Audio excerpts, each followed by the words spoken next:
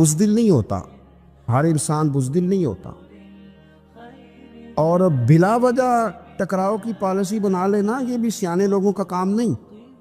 حکمت کے تقاضوں کے مطابق چلنا یہ بھی دلیر لوگوں کا ہی کام ہوتا ہے۔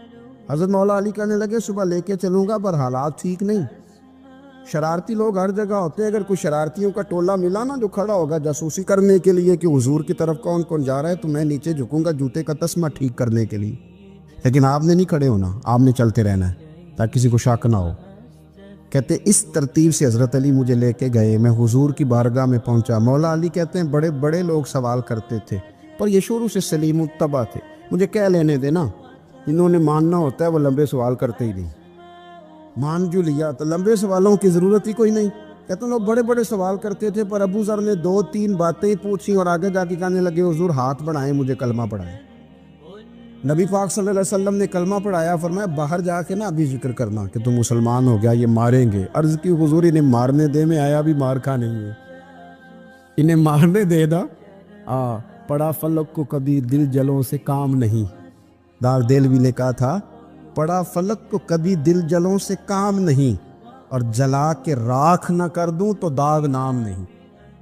ماری تو کھانے آئے ہیں، مارنے دیں، کرنے دیں سے اور جتنا لگانا ہے لگانے دیں۔ باہر جا کے اعلان کیا، مکے والوں نے مارا، اتنا مارا کہ بے ہوش ہو گئے۔ پھر کسی نے بتایا کہ تم نے گزرنا بھی ہے ان کے علاقے سے، بنو غفار سے، پھر ان کا پتہ بھی ہے یہ لوگ بڑے سخت ہیں، پھر چھوڑا۔ تپن بڑے جلالی تھے، زاہد مزاج تھے، فرماتے تھے کہ جو تمہاری ضرورت سے زیادہ ہے وہ سارا صدقہ کرو۔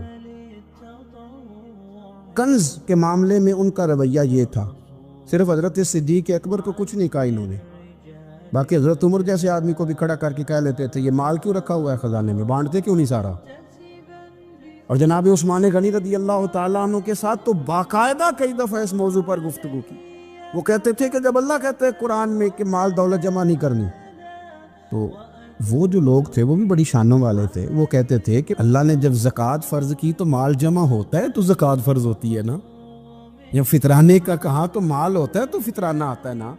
تو آپ جو کہہ رہے ہیں وہ ٹھیک ہے پر آپ اعلیٰ بات کر رہے ہیں تقوی کی، سارا بانٹو۔ تو حضرت ابو ذر غفاری کہتے تھے چلو ٹھیک ہے تمہاری بھی بات مان لیتا، پر یہ بتاؤ مدینے والے کا اپنا طریقہ کیا ہے؟ کہ بھئی حضور کا طریقہ تو وہی ہے جو آپ بتا رہے ہیں۔ تو فرمانے لگے پھر اس رستے نہ چلیں جو رستہ مدینے والے رسول کا ہے، اور حضور سے نبی پاک سے عشق کرتے بڑا کھل کے۔ یہ صحابہ صفہ میں سے تھے۔